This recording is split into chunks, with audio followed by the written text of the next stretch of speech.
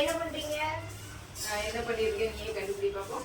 எனக்கு பிடிச்ச வாழைப்பூ இட்லி பொடியே செய்வீங்க. கரெக்டாக கண்டுபிடிச்சிட்டியே. உனக்கு பிடிச்ச வாழைப்பூ இட்லி பொடி தான் ரெடி பண்ணிட்டு இருக்கேன்.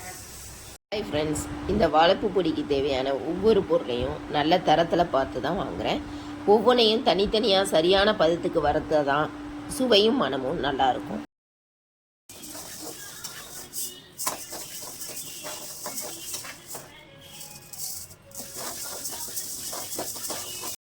வாழைப்பூ உடம்புக்கு ரொம்ப நல்லதுன்னு எல்லாத்துக்கும் தெரியும். ஆனால் குழந்தைங்களை சாப்பிட வைக்கிறது தான் கொஞ்சம் கஷ்டம்.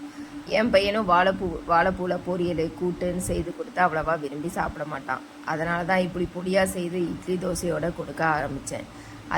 அதுக்கப்புறம் என்ன, அம்மா அந்த பொடியே வையின்னு கேட்டு சாப்பிட ஆரம்பிச்சிட்டான். உங்கள் வீட்லேயும் இதே மாதிரி வாழைப்பூ சாப்பிடாத குழந்தைங்களுக்கு இப்படி பொடியாக செய்து கொடுத்து பாருங்கள். அவங்களும் இந்த வாழைப்பூ பொடியை விரும்பி சாப்பிடுவாங்க.